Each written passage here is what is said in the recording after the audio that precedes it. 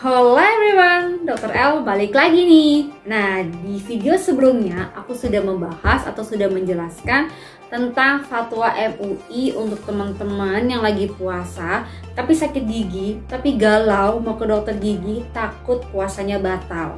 Nah, buat teman-teman yang baru gabung di channel ini, teman-teman bisa cek di videoku sebelumnya. Ini linknya, silahkan diklik ya.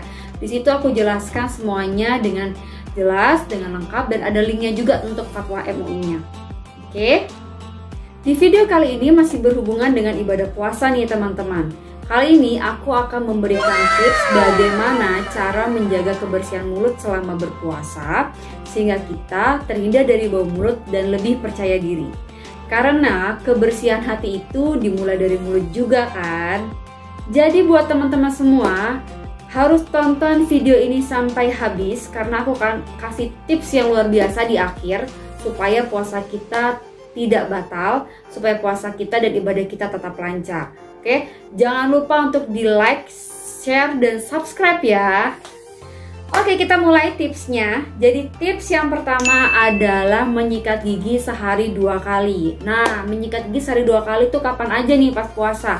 Setelah sahur dan juga sebelum tidur. Menyikat gigi ini penting banget karena dengan menyikat gigi kita membuang semua sisa-sisa makanan yang menempel di rongga mulut kita. Jadi rongga mulut kita akan lebih bersih, lebih fresh. Tips yang kedua adalah menggunakan benang gigi atau menggunakan dental floss. Kenapa tips yang kedua ini juga penting? Karena dental floss ini bisa mengangkat semua sisa-sisa makanan yang menempel di sela-sela gigi yang tidak bisa dijangkau oleh sikat gigi. Jadi sisa makanan yang kecil-kecil yang nggak bisa terjangkau tuh bisa hilang semuanya. Tips yang ketiga adalah membersihkan permukaan lidah. Nah, permukaan lidah ini penting banget untuk dibersihkan loh. Kenapa? Karena permukaan lidah itu terdiri dari papila-papila, di mana papila ini bisa banget untuk menyimpan sisa-sisa makanan. Ya, sisa makanan inilah yang bisa menyebabkan bau mulut. Jadi harus tetap dibersihkan dengan menggunakan sikat khusus untuk lidah. Arahnya dari belakang ke arah depan. Ya, menyikat lidah ini bisa dilakukan setelah kita menyikat gigi. Tips yang keempat adalah menggunakan obat kumur atau menggunakan mouthwash. Obat kumur ini bisa digunakan jika memang diperlukan. Maksudnya adalah jika di dalam rongga mulut itu terdapat sariawan, terdapat luka, atau gusi sering berdarah, itu bisa menggunakan obat kumur. Sedangkan mouthwash bisa digunakan setelah kita menyikat gigi. Jadi setelah menyikat gigi bisa langsung menggunakan mouthwash. Mouthwash ini bisa digunakan tiap hari loh untuk menimbulkan sensasi rasa segar sepanjang hari. Tips yang kelima adalah perbanyak konsumsi air putih. Memperbanyak konsumsi air putih ini penting banget untuk menggantikan cairan tubuh kita yang hilang loh. Jadi kita harus banyak minum air putih minimal 8 gelas per hari. Supaya kita tidak kekurangan cairan tubuh, produksi air ludah juga tetap masih banyak, sehingga kelembapan di dalam rongga mulut dan tingkat keasamannya juga bisa lebih rendah. Yang keenam adalah memperbanyak konsumsi buah dan sayur.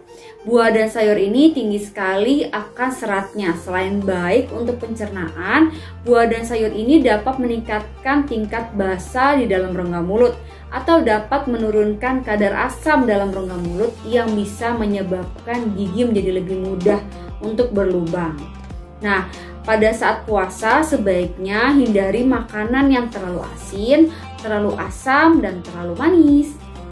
Tips yang ketujuh adalah batasi makanan tinggi gula. Makanan dan minuman yang tinggi gula ini dapat menyebabkan kadar asam di dalam rongga mulut semakin meningkat karena makanan atau minuman yang manis ini adalah asupan nutrisi terbaik buat bakteri di dalam rongga mulut.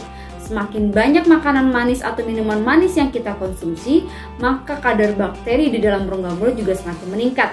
Alhasil, asam yang dihasilkan juga semakin meningkat. Jadi menyebabkan bau mulut dan gigi berlubang. Jadi kurangi ya makanan manis dan minuman manisnya. Nah, tips yang ke-9 ini adalah tips terakhir yang paling penting untuk menjaga kebersihan mulut kita. Apa itu tipsnya? Dilarang julid. Kenapa? Karena julid itu bisa membuat mulut kita kotor, hati kotor, dan pikiran kita kotor, yang bisa bikin puasa kita jadi batal. Jadi jangan julid ya selama puasa. Kalau bisa setelah puasa juga nggak boleh julid. Oke teman-teman, itu semua tips yang aku kasih untuk menjaga kebersihan mulut kita selama kita berpuasa.